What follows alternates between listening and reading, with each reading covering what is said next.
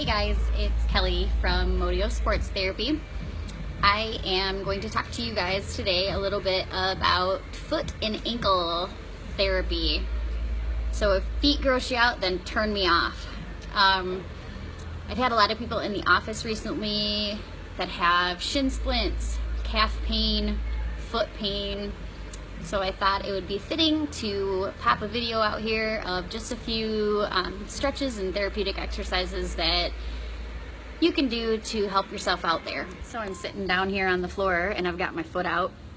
So if you don't like feet, now's the time to turn it off, because I definitely have the summer scuzzy feet going on right now, but I'm willing to show them to you for your benefit. I've noticed in the office that I have a lot of clients that come in that can't abduct their toes. So spread their toes apart. A lot of really rigid forefeet. That's a weird word. Anyway, so what I want you to start out with is some self-myofascial release of the tarsal metatarsal area of the foot and some foot rolling with a lacrosse ball. I don't have a lacrosse ball on hand. I'll talk about it in a minute. So there's my foot. I just want you to get your fingers in between each of those bones that leads right to the toes.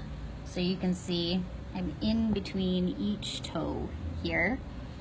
You can do it with your fingers. They match up quite nicely. You can get into the arch of it, and then go ahead and take the lacrosse ball, place it under your foot, and roll that foot out really well with the lacrosse ball. That will create the muscles that are in charge of the abduction of the toes. It'll give them a little bit of pliability. So we're getting ourselves ready to do some exercises with those guys. There's my foot.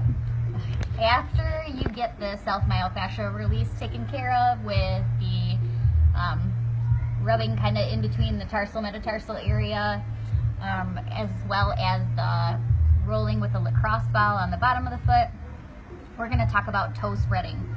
So you should be able to spread your toes apart and bring them back together.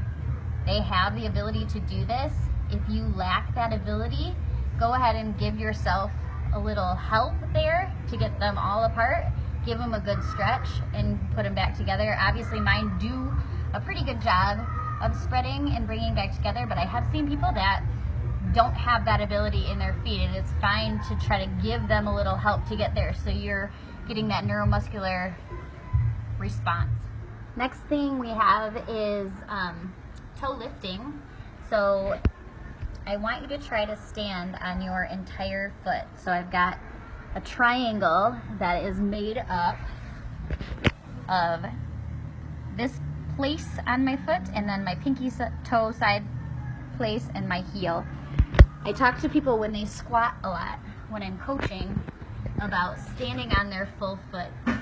What you'll find is that people want to sometimes rock to the outside of their foot, or if they have in order to drive their knees out over the plane of their toes, or what they'll do is severely roll in if they're a knee caver. So paying attention to grabbing the floor with all of those toes and making sure that they all stay planted firmly and evenly. And then I want you to just practice lifting the toes up. Lifting the toes up. All of my toes are lifted, okay? No weight, and back down. Lift and back down. So what you can do to check to make sure that you're lifting is take a thin towel, throw it underneath your toes, and put all the weight on your foot, lift the toes, and I should not be able to pull that towel out from underneath, okay? And back down. So, toe lifting.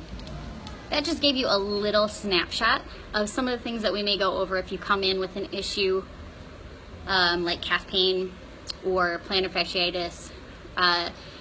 There are numbers of other exercises that can be done depending on what your assessment looks like. We also would perform some cupping on the calves probably, and some other forms of instrument-assisted myofascial release. So come and see us. There's a Book Now link at the top of our Facebook page, and we would be happy to help you. Thanks, guys. Have a great day.